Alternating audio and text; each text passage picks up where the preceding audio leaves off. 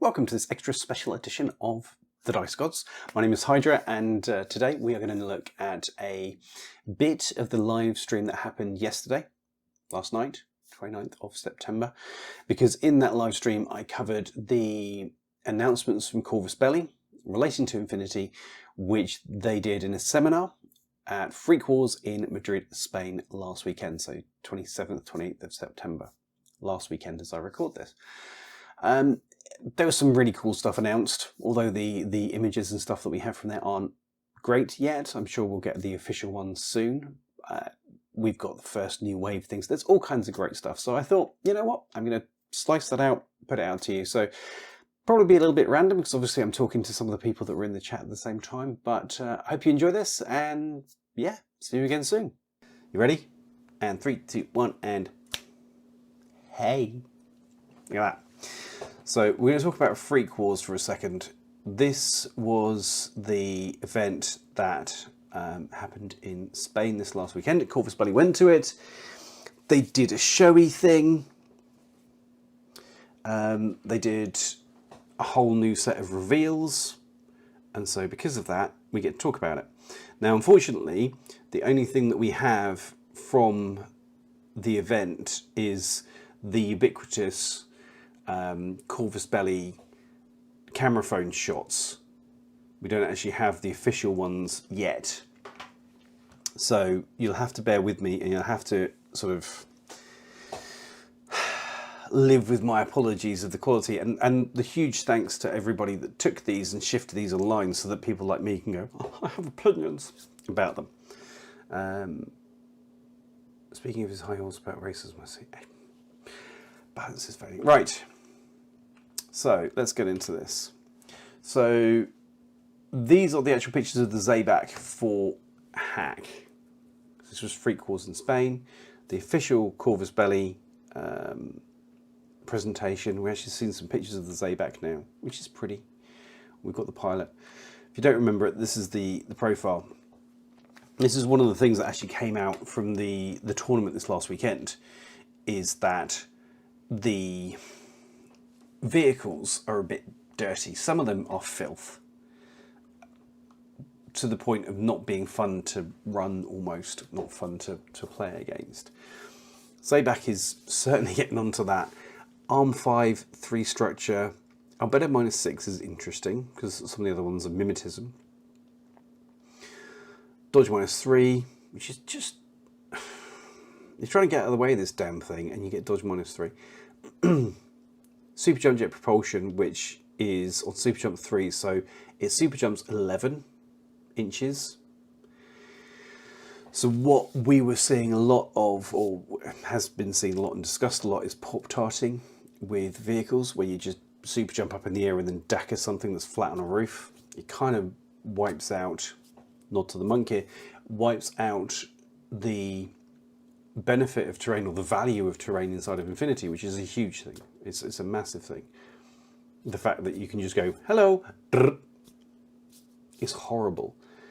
It's completely unnecessary. It's a bit much, especially for a 37.1.5 SWC Spitfire with smoke grenade launcher. That's just unnecessary.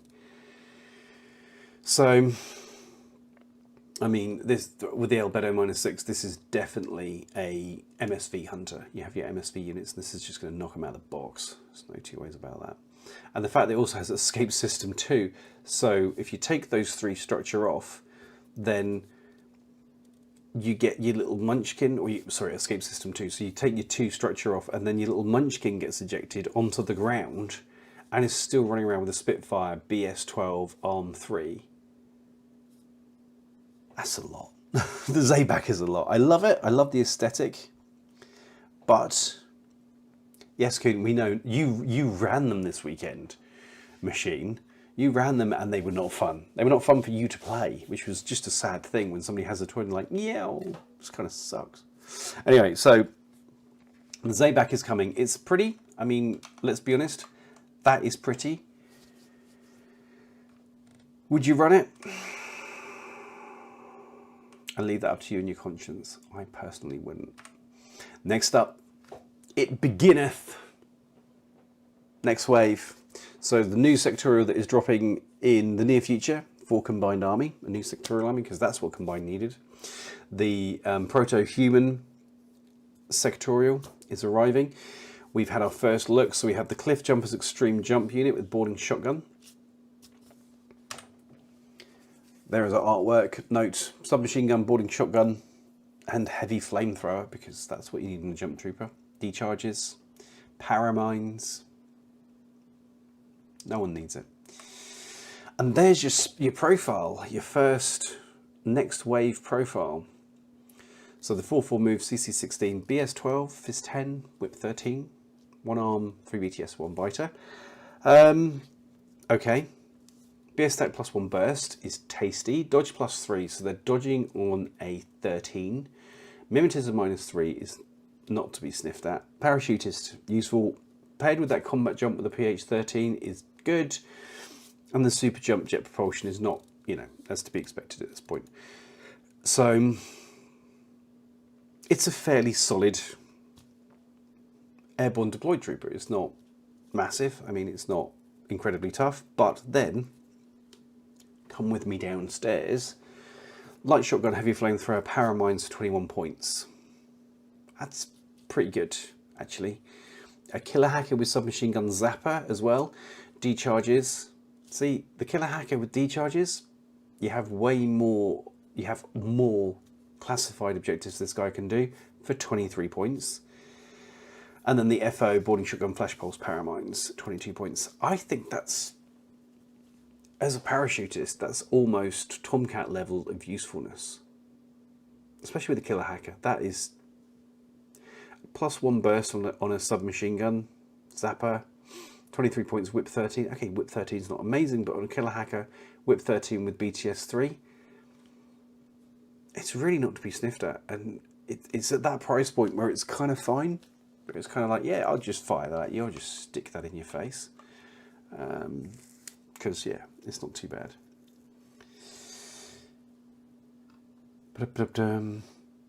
So, yeah, that's our first next wave dude.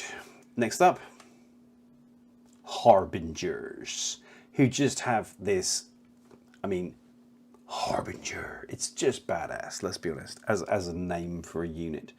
Now, one thing to note here, we have that red suit, so we're kind of going for a very specific look. If you recognise it, you recognise it. And that gun is pure Shaz. It's pure Shazvasti. So we're looking at Shazvasti weaponry. We've already seen some hints and tips about the stuff that was coming up, and it's been Shaz oriented. No two ways about it, but definitely these guys are on with Shazvasti gear, which, someone's got to use it, I suppose. And there are the stats. Yeah. So, okay, light infantry, 4-4 movement, CC15, BS11. There are forces, Tunguska, Pano as a whole, that have the BS12 plus, but BS11 is fine. Fist 10 is okay. Whip 13 is fine. Arm 1, BTS 3. So this is sniffing. If you recognise your Torchlight here, I'm not surprised, because everything in Torchlight has BTS. 1 Vita, S2, AVA 5. So AVA 5 in next wave. Courage, okay, fine. Dodge plus 3. Really? Really, CB? Dodge plus 3? That's the thing we're going to do? Okay, you want it, that's fine. And Combat Instinct. So Combat Instinct, before you scroll off to look for it, is they ignore surprise shot. That is a fairly potent light infantry profile. Let's be honest. It's not like world ending by any stretch of the imagination, but it's potent. It's depending on their price point. So combi rifle zapper, breaker pistol, not an ordinary pistol, breaker pistol, so it's hitting you on that BTS, is at 13. Now, I just want to get something in front of myself to make sure that I'm 100% right with this one. But, right, yeah. So, if I look at the Shazvasti Nock troops, now we're going to go for the profile lines to start off with. 4-4 move, CC 14, so less CC, BS 11 same, 10 Viz, 13 Whip, 1 Arm, 0 BTS, 1 Vita. They're immune to shock. They've got Shazvasti, which yes is definitely worth it, and they've got Stealth, which is definitely worth it. But a combi rifle with Zapper and ordinary pistol is 14 points. So these guys, with their Dodge 13 and their Combat Instinct, which is less situational than Immune Shock, and arguably Shazvasti, because that only comes into it really when you have scoring points and controlling an area, which yes is certain missions. In certain missions it's invaluable, but not in every. But that's 1 cheaper.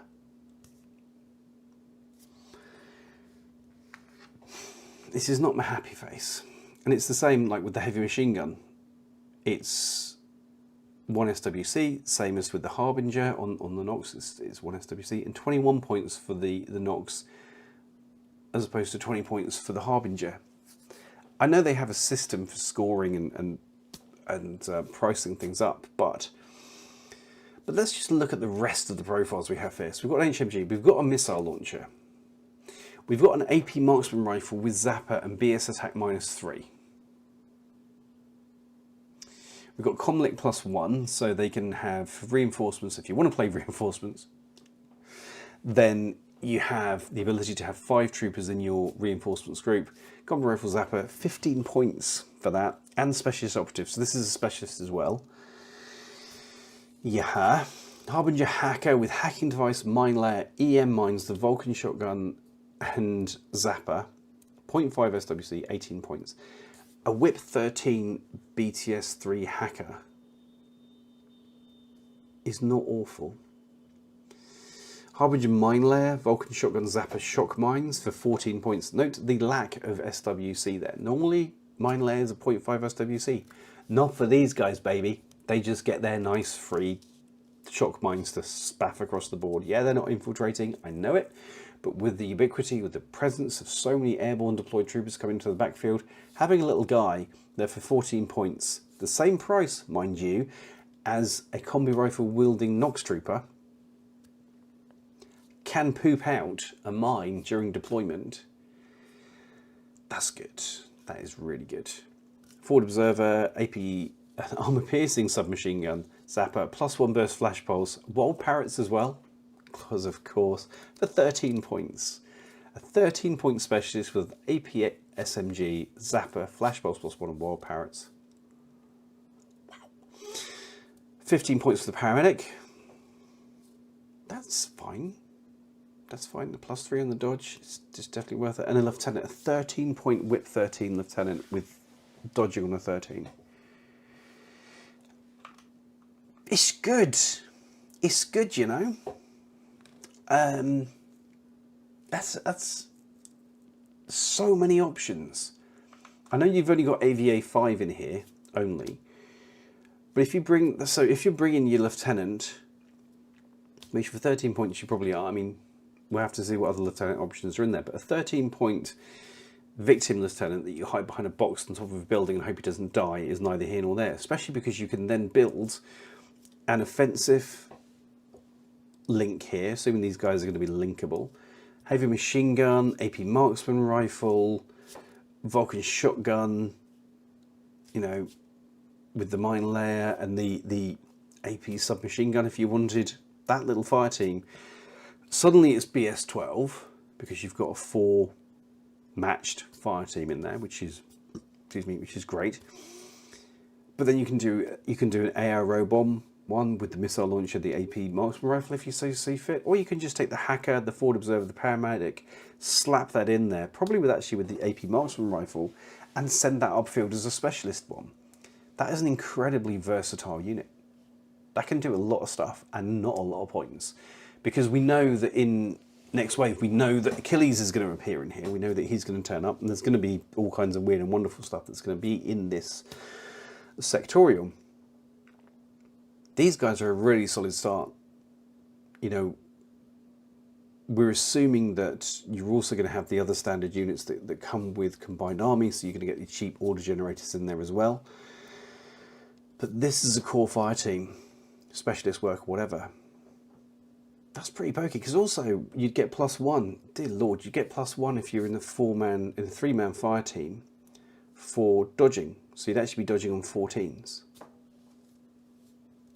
Yeah, try and kill these damn things. You can't surprise shot them because combat instinct says no. Yeah. I mean, hello Joe. Don't get your eyes. Stop getting your eyes stabbed. Don't do that. But these are, again, if you've watched any of my stuff on the new N5, these are an and unit. They've got stuff and stuff and stuff and stuff and stuff and stuff. Very, very N5, and I think this is the direction that we can expect everything to go, because it's the direction we're seeing everything go. This smells very much like Shinden Mutai. It smells very much like Kestrel, which is cool. It's cool that we're going to have very N5 type things, but it does make me feel that other armies, older armies, legacy armies, are going to struggle more because they don't get that kind of, oh yeah, you've got the mine layer on the, 14-point Munchkin with the shotgun and the zapper, because you just don't get that with the older legacy armies. So, but very cool. Next wave is looking tasty. Then we got the K2 Auxiliars. We get the appearance of these particular guys.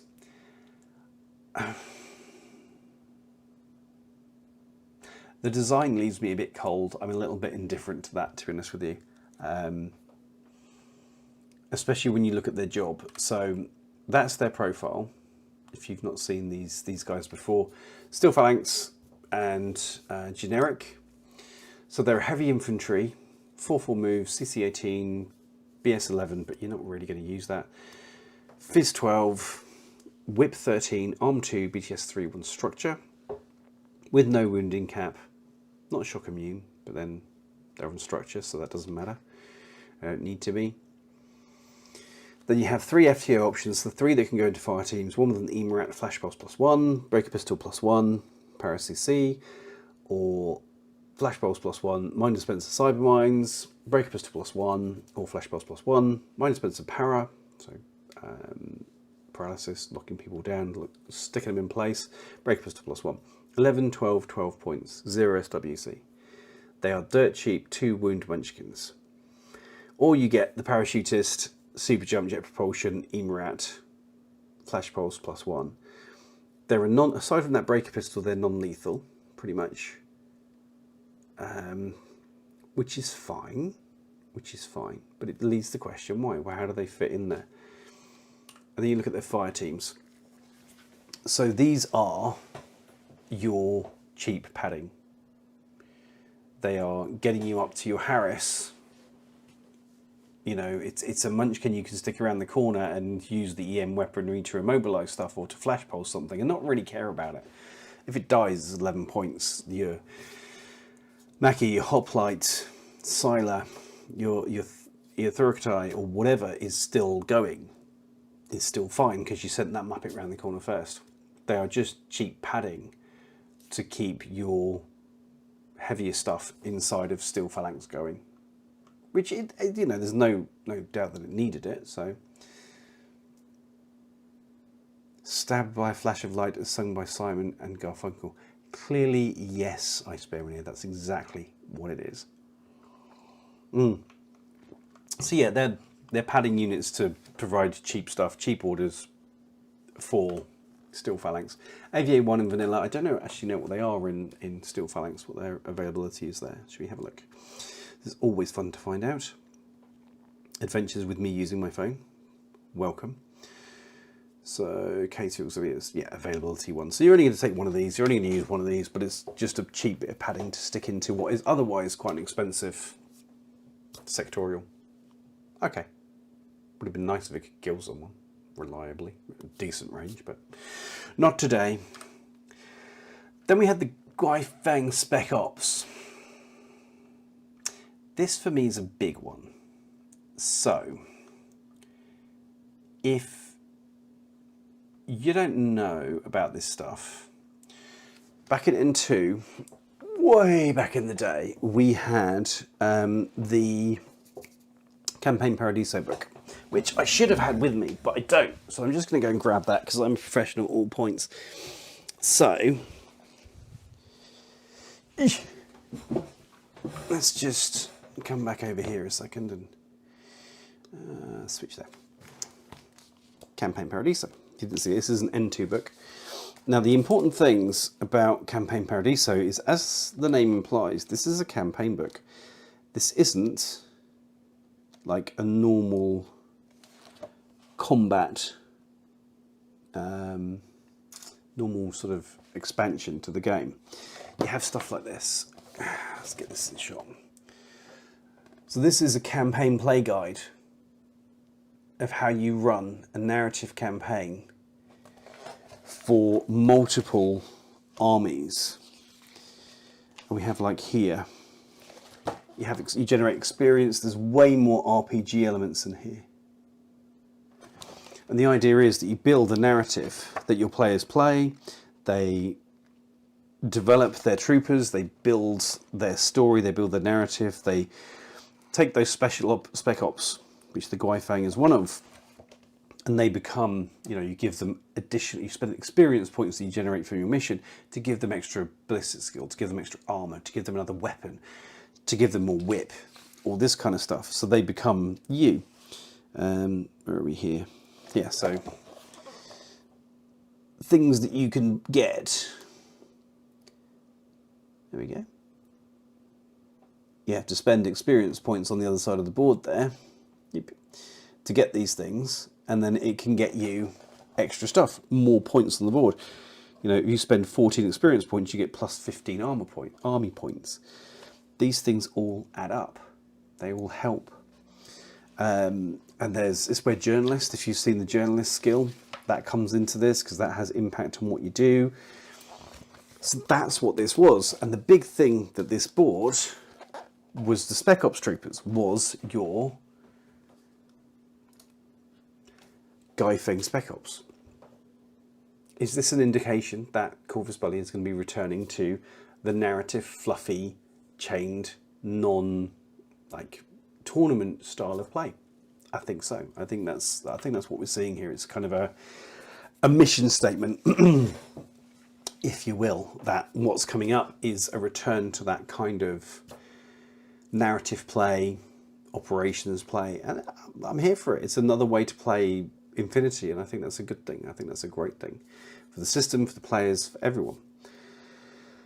So yeah, I think it's cool that we're going to see those again. If it's going to bring out a whole new set of Spec Ops, awesome source, definitely here for it. I'll be interested to see their narrative kind of missions and how that works.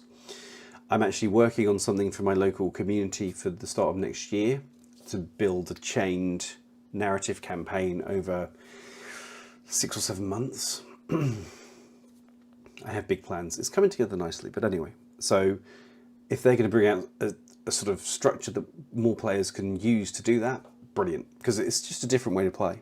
It's just a different way to play. So that's cool. But yeah, Guifang Spec-Ops, we're getting a new one. Then we're getting the rebalancing of Combined Army, Military Orders and TAC. The update of the PDF, the N5 PDFs, which is good. Because that needs to happen. And yeah, just a general rebuffing of everything, which is just very much needed. Very much needed. Then we're going to get our sectorials. These guys are dropping after the new wave stuff drops. So soon. What's really interesting here is we've got Aconsumento, Verona and Caledonia. That says not in catalogue, because they're out of catalogue. Neoterra and Meravision and Starco are not. Now, Starco not being is fine, but Meravision and Neoterra not being out of catalogue. Now, we do have elements of those in reinforcements, but we're missing key units. We're missing key. For Meravision, we're missing metros, all of the metros. Luke Guru, they're not in there. There's a whole load of stuff that Meravision needs, but interestingly, one thing that they did always have was the tag that just got redone. Of course, Anaconda. The Anaconda was Meravision. The Anaconda's just been redone. We've got Meravision units in the reinforcements box. and it's not marking them as out of catalogue. Are we about to see Neoterra and Meravision getting a reboot of some description model-wise? That would be really bad for my wallet. But, you know, I'm here for it. I'm game. I've been hurt before, but I can live with it. We can do it. And last thing I want to point out, kudos to one of my locals who pointed this one out. This was a discussion that happened between the guy whose name's chopped off on the left, so thank you, brave warrior, and also to the guy that took the photos at the event. I have no idea who they are. I couldn't find out. I had a look. But we know that Vanilla Combined Army is getting rebalanced because its win rate's too high, which is really, really interesting.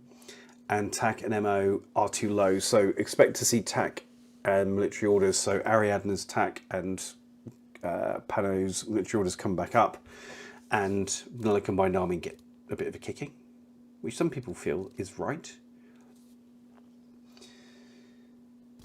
You know, I think that it would be good to see. I mean, TAC won an event this last weekend. I can't remember where, but they won that, which is cool.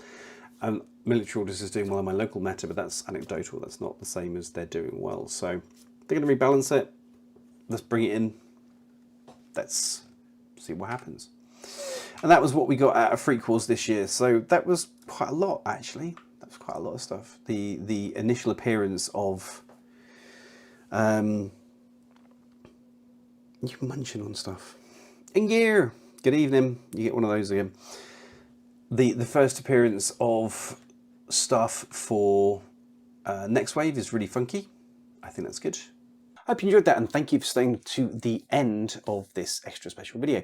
If you did, please do like, share and subscribe, do all that good stuff, and maybe consider becoming a Patreon or a member of the channel, because it helps me do more of this. So thank you so much for watching. Any thoughts, questions or comments, put them in the comments below, and I will see you all again soon. Take care. Goodbye.